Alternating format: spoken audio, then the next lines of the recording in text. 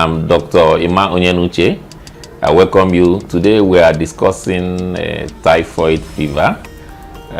This is one topic that I would say has been largely abused because of erroneously people think that typhoid is everywhere. So once someone is sick, as if it's not malaria, they say it's typhoid. And I want to begin by saying that there is no entity, there is no disease entity called malaria typhoid. There are two different diseases caused by two different organisms. Also, you often hear people say, I have malaria typhoid. No, malaria is caused by a parasite. Typhoid is caused by a bacteria. I think that would be nice to clarify as we begin this short discourse.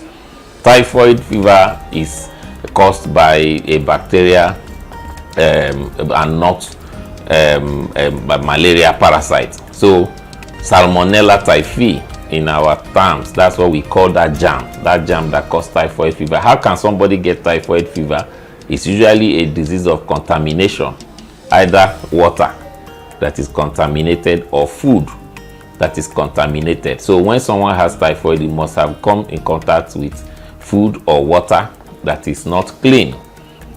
So like we said, it's caused by bacteria. Once you take it in, it begins to manifest. How does it manifest? Typhoid, from the name fever, it manifests as a fever, and the temperature will usually be high. Sometimes people come and they say they know they have typhoid. They don't even have temperature. So typhoid fever is usually marked with a high temperature, sometimes 39 degrees, sometimes 40 degrees. So that's, when people say they have typhoid, they need to think again of what they have. So you can have usual headache, people who have body hotness of the body, abdominal discomfort or pain. Sometimes people can also have stooling. Some people can have vomiting, depending on the level of the typhoid that they have.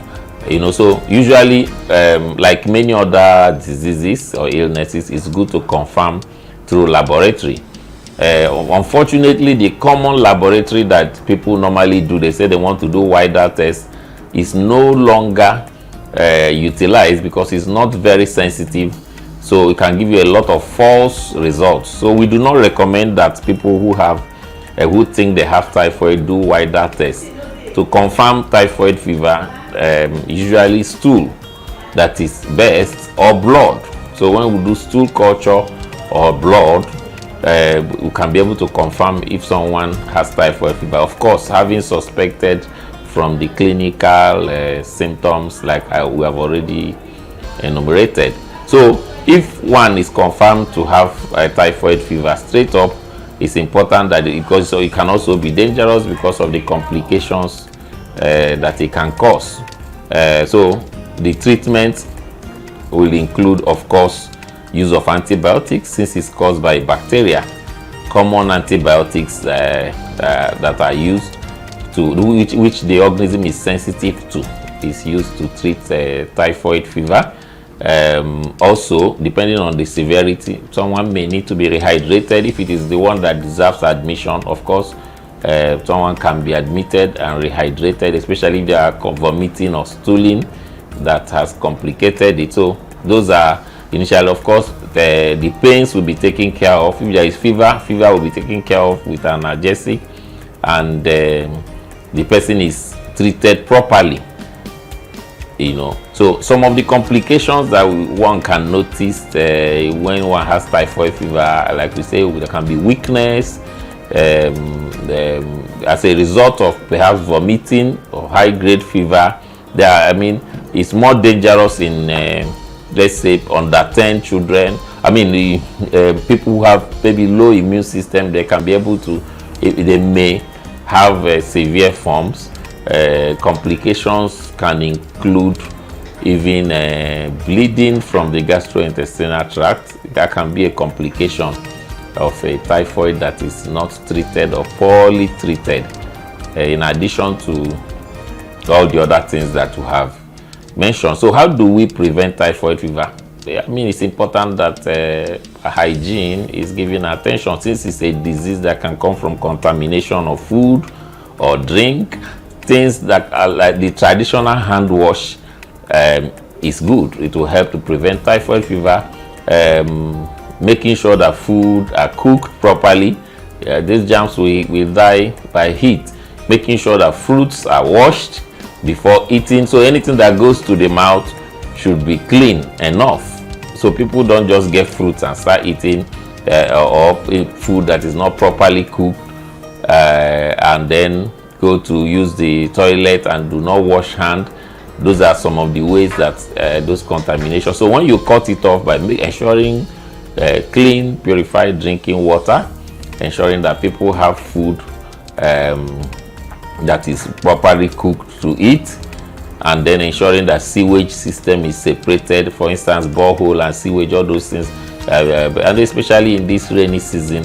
So when we ensure that those basic hygienes are done, of course it can be prevented. And again, there is also vaccination for typhoid. It's not very common, but it's available. So people who are prone to having typhoid fever, or what we call in endemic areas where there is high typhoid, which is area of poor sanitation, poor water system, they're encouraged to be immunized against typhoid. So when those are done, and it's, of course, when someone is sick, they should not take take drugs that are not for that. It's not something you do try. People are trying different things. It's best to get to health facility. Someone is tested and treated so it doesn't get complicated. So when we do all that, we'll be on top of that typhoid problem. Yes, so typhoid is real, but it is not something that people get from all the other means that they think is a disease of contamination. Food, water, contaminated. So the take home is that if you are hygiene conscious, you are not likely to have typhoid fever. In any case, if you think you have typhoid, approach the hospital and the necessary tests will be done. And if it is typhoid, it's treatable. It will be treated. So that's it for typhoid treatment for today. Thank you for watching. So for more, you can check our social media handles, all the social media handles. You can also reach me on our hospitals in Lagos, Okota and Ikotun, Waterfalls Hospital and Maternity. The contacts you will see displayed on your screen. Thank you for joining us.